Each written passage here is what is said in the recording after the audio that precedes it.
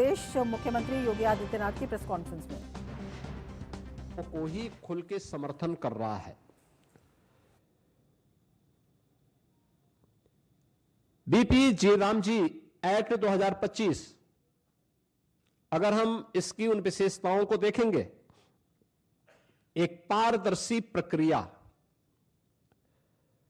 रोजगार सृजन की अधिक गारंटी और ग्रामीण क्षेत्र में अस्थायी परिसंपत्तियों के निर्माण के लिए यानी ग्रामीण इंफ्रास्ट्रक्चर में वृद्धि करने के लिए एक महत्वपूर्ण अधिनियम पारित हुआ है और यह विकसित भारत की आधारशिला बनेगी।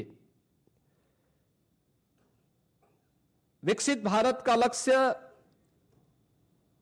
तभी साकार हो सकता है जब राज्य विकसित होंगे। राज्य विकसित तब होंगे जब हमारी आधारभूत इकाई गांव है, ये विकसित होंगे। ग्रामीण अर्थव्यवस्था को जब हम सशक्त बनाएंगे, किसान हमारा आत्मनिर्भर होगा, श्रमिक को सामाजिक सुरक्षा और उसको सम्मान सुनिश्चित होगा, तब विकसित भारत की संकल्पना आगे बढ़ेगी। और उसी विकसित भारत की संकल्पना को आगे बढ़ाने के लिए उठाया गया एक महत्वपूर्ण क्रांतिकारी कदम है। मैं इसका स्वागत करता हूं और आदरणीय प्रधानमंत्री जी के प्रति उत्तर प्रदेश वासियों की ओर से हृदय से आभार भी व्यक्त करता हूं। मित्रों, यह नया कानून बनना इसलिए आवश्यक था क्योंकि जिस मनरेगा की चर्चा कांग्रेस और उसके सहयोगी दल आज ढोल पीट करके कर रहे हैं, हमें उनकी उन विफलताओं की भी चर्चा करनी चाहिए और उसके बारे में भी सोचना चाहिए। खासतौर पर अधूरी और अस्थायी परिसंपत्तियां जिनका कोई दीर्घकालीन लाभ नहीं, फर्जी जॉब कार्ड, फर्जी हाजिरी, भुगतान में कटौती जैसे व्यापक भ्रष्टाचार की शिकायतें हर एक जनपद से और हर ग्राम पंचायत से ये सुनने को मिलती थी। कमजोर सोशल ऑडिट और शिकायत के निवारण की भी कमजोर व्यवस्था,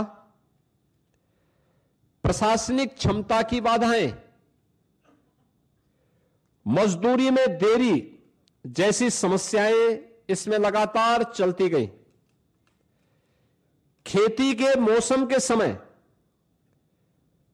किसानों को मजदूर की संकट देखने को मिलते थे और एक श्रमिक जो ईमानदारी से काम कर रहा है,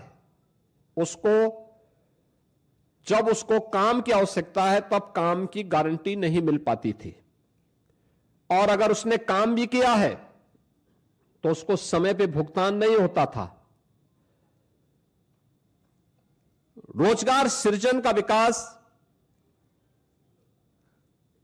और अस्थायी परिसंपत्तियों के निर्माण का एक अस्थायी मैकेनिज्म इस योजना से बनाने में पूरी तरह विफल रही हैं और इसलिए अब नए संशोधन में रोजगार की गारंटी 100 दिन से बढ़ाकर के 125 दिन किया गया है। साप्ताहिक वेतन यानी साप्ताहिक भुगतान होगा। ऐसा नहीं कि महीनों और वर्षों लग रहे हैं, अब हर सप्ताह लेबर ने काम किया तो साप्ताहिक उसे भुगतान होगा और देरी होगी तो इसका मुआवजा भी देना होगा, यानी उसके लिए अतिरिक्त उसको ब्याज देना होगा। समय पर काम नहीं मिलने पर बेरोजगारी भत्ता अब कानूनी अधिकार हो गया है। यानी अगर कोई व्यक्ति कहता साहब मुझे काम चाहिए और काम नहीं दे रही है ग्राम पंचायत, तो उसके बदले में उसको भत्ता की गारंटी होगी। खेती के मौसम में किसानों को मजदूरों की कमी न हो, इसके लिए राज्यों को बुआई और कटाई के समय 60 दिन तक कार्य का विराम देने का अधिकार भी राज्यों को दिया गया है। राज्य तय करेंगे कि कब खेतीबाड़ी का समय है, उस समय मनरेगा के कार्य स्थगित रहेंगे, खेतीबाड़ी के कार्य के लिए लोग, पर्याप्त संख्या में लोग मिल पाएंगे और 125 दिन की गारंटी वर्ष भर में जो भी कार्य करने के इच्छुक हैं उन श्रमिकों को प्राप्त होगा। किसान और मजदूर दोनों के हित इसके माध्यम से सुरक्षित रखने की गारंटी दी गई है। खोदने और भरने वाली कामों पर विराम होने से स्वाभाविक रूप से जिनके हित प्रभावित हो रहे हैं वो चिल्ला रहे हैं, क्योंकि गड्ढा खोदते थे फिर उसको पाटते थे। ये प्रक्रिया अब उनके हित प्रभावित हो रहे हैं तो स्वाभाविक रूप से उनका चिल्लाहट होना स्वाभाविक रहे। अब इसमें 4 श्रेणियां दी गई हैं जिसका निर्धारण ग्राम पंचायत स्वयं तय करेगी। एक, मनरेगा का उपयोग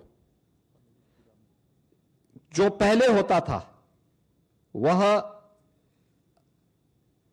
कोई अस्थाई पर संपत्ति आप नहीं बना सकते थे, लेकिन अब विकसित भारत जी राम जी के माध्यम से हम अस्थाई संपत्ति का निर्माण कर सकते हैं और उसके लिए 4 प्रकार के प्रायोरिटीज तय की गई, प्राथमिकताएं जो तय की गई, श्रेणियां।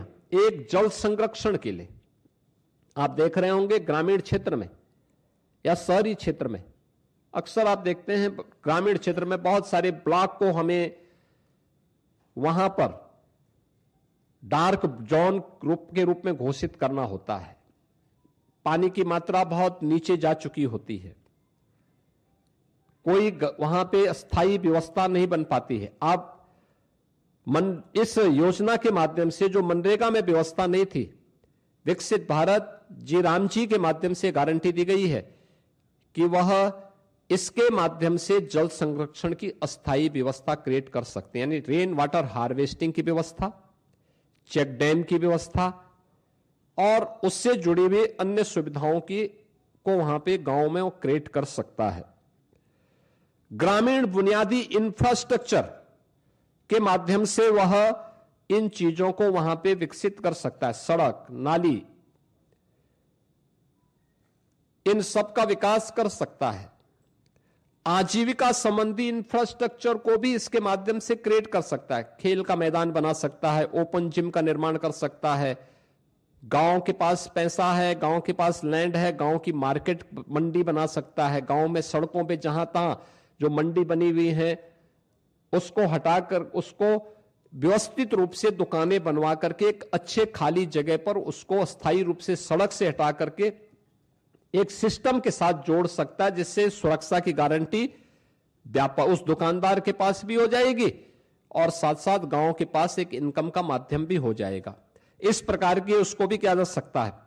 और प्रतिकूल मौसम घटनाओं से निपटने और आपदा तैयारी हेतु भी विशेष कार्य किए जा सकते हैं, यानी बाढ़ प्रबंधन के लिए गांव से जुड़े हुए छोटे छोटे कार्य हैं, उसके लिए शासन पे उनको निर्भर रहना पड़ता है। अब इसके लिए निर्भरता की आवश्यकता नहीं, ये सारी चीजें वहां पर उपलब्ध। आप इस विकसित भारत जी राम जी की इस स्कीम के माध्यम से इस अधिनियम आपको ये गारंटी दे रहा है। टेक्नोलॉजी को कानूनी अधिकार के रूप में अब शामिल इसके माध्यम से किया गया है। बायोमेट्रिक उपस्थिति, geo tagging, satellite imaginary, real time mobile app monitoring और EI से निगरानी और सीधे डिजिटल भुगतान, यानी अब हाजिरी भरने की औपचारिकताएं नहीं होंगी। अब जो भी होगा बायोमेट्रिक उपस्थिति के माध्यम से होगी, जियो टैगिंग के माध्यम से होगी, सैटेलाइट इमेजनरी के माध्यम से अस्थायी पर संपत्ति का निर्माण हुआ है कि नहीं हुआ है, real time mobile app monitoring भी होगी, EI टूल का भी इस्तेमाल वहां पे हो सकता है और सीधे डिजिटल भुगतान DBT के माध्यम से हम श्रमिक के खाते में सीधे पैसा भेजेंगे, ये इसके माध्यम से होगा। फर्जी नामों पर पैसा उठाने का खेल अब हमेशा के लिए बंद। आपने देखा होगा इससे पहले समाजवादी पार्टी के समय में सोनभद्र में मनरेगा का भयंकर घोटाला हुआ था। सीबीआई की इंक्वायरी उस समय उसकी चल रही है। यह भी उनके समय में लगातार होता रहा है। 6 माह में अनिवार्य सोशल ऑडिट, डिजिटल और समयबद्ध बहुस्तरीय शिकायत निवारण, जिला लोकपाल की व्यवस्था और केक के मानकों के अनुरूप ऑडिट की व्यवस्था भी इसके माध्यम से रहेगी। दूसरा, वित्तीय अनुशासन के साथ साथ यह संघीय संतुलन को बनाए रखने में भी एक बेहतर योगदान ये नया अधिनियम हमें देने जा रहा है, जिसमें केंद्र राज्य की साझेदारी 60-40 की हो गई। स्पष्ट वार्षिक बजट, लेकिन काम मांग आधारित ही रहेगा। यानी काम जो मांगेगा, गांव में मांगेगा, उसके अनुरूप ही वहां पे उसको कार्य भी दिया जाएगा। राज्यों को अधिक वित्तीय भागीदारी से में स्वामित्व, निगरानी और उसके गुणवत्ता सुधार, ये राज्यों को इसका पूरा वो दिया गया है कि राज्य इसके लिए करेंगे। और मेरा मानना है कि कुल आवंटन में वृद्धि करके राज्यों को इस मनरेगा की तुलना में अगर इस नई स्कीम के माध्यम से आप देखेंगे तो विकसित भारत जी राम जी के माध्यम से 17,000 करोड़ रुपए अधिक धनराशि इसके माध्यम से प्राप्त हो सकती है। इसमें राज्यों को, यानी इससे पहले होता क्या था मनरेगा में, जिन राज्यों में श्रमिक कम है, जिन राज्यों में गरीबी कम है, उन राज्यों में पैसा ज्यादा जाता था क्योंकि फर्जी भुगतान होता था। लेकिन अब जिन राज्यों में लेबर क्लास ज्यादा है, जिन राज्यों में उन लोगों को, श्रमिकों को रोजगार की गारंटी मिलनी चाहिए, उन राज्यों को इसके माध्यम से ज्यादा कार्य मिलेगा, श्रमिकों का अधिकार बढ़ेगा, भुगतान उनका सुरक्षित होगा, किसान को समय पर भी श्रम उपलब्ध होने लगेगा। अब रोजगार केवल राहत का माध्यम नहीं, अभी तो यह विकास और आत्मनिर्भरता का भी आधार बनेगा। यानी आपने देखा होगा, इससे पहले मनरेगा में क्या करते थे, सब रोजगार सृजन करना, एक बार गड्ढा खोदो फिर उसको पाट डालो। अब ये नहीं, अब कोई भी रोजगार होगा तो अस्थायी संपत्ति के निर्माण को लेकर के होगा, अस्थायी संपत्ति उसके माध्यम से बननी है। और विकसित भारत 2047 के विजन के अनुरूप ग्रामीण भारत अब राष्ट्र निर्माण पर और अधिक सक्रिय भूमिका का निर्वहन इसके माध्यम से कर पाएगा। मित्रों,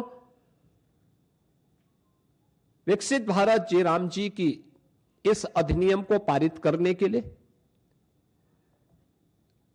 मैं आदरणीय प्रधानमंत्री जी का, केंद्रीय ग्रामीण विकास मंत्री माननीय शिवराज सिंह चौहान जी का, पूरे केंद्रीय कैबिनेट का हृदय से मैं आभार व्यक्त करता हूं। और मैं इसलिए भी धन्यवाद देना चाहूंगा कि उत्तर प्रदेश जैसे राज्य को इससे काफी लाभ होगा और उत्तर प्रदेश सरकार इस कानून को पूर्ण संवेदनशीलता के साथ, पारदर्शी तरीके और प्रभावशीलता के साथ उत्तर प्रदेश में हम लागू करके रोजगार की एक नई गारंटी के साथ प्रदेश के अंदर हम लागू करेंगे। हमारा स्पष्ट लक्ष्य है, हर पात्र को समय पर काम, हर गांव में टिकाऊ परिसंपत्तियां और हर श्रमिक के जीवन में सम्मान, सुरक्षा और खुशहाली हर हाल में प्राप्त होनी चाहिए। और आदरणीय प्रधानमंत्री जी के इस विजन के अनुरूप हम उत्तर प्रदेश के अंदर इसे प्रभावी ढंग से लागू करेंगे। और मैं फिर इस बात को कह सकता हूं कि विकसित भारत जिनकी संकल्पना में नहीं है, श्रमिकों का हित और किसानों का हित जिनके एजेंडे में कभी नहीं रहा है, ग्रामीण भारत का विकास हो और हर नागरिक को सम्मानजनक जीवन जीने का अधिकार मिले, ये जिनके एजेंडे में कभी नहीं रहा है, वे लोग तमाम प्रकार की भ्रम की स्थिति पैदा करना चाहते हैं और वही लोग इसका दुष्प्रचार भी कर रहे हैं। विकसित भारत जी राम जी का यह अधिनियम भारत के श्रमिकों के लिए, भारत के किसानों के लिए, भारत के ग्रामीण भारत के विकास के लिए एक मील का पत्थर साबित होगा और उत्तर प्रदेश सरकार इस अधिनियम का समर्थन करती है और इसको पूरी प्रभावी तरीके से लागू करने के लिए अपनी प्रतिबद्धता को दोहराती है। धन्यवाद जी। लखनऊ से प्रेस कॉन्फ्रेंस का सीधा प्रसारण देख रहे थे मुख्यमंत्री योगी आदित्यनाथ ने।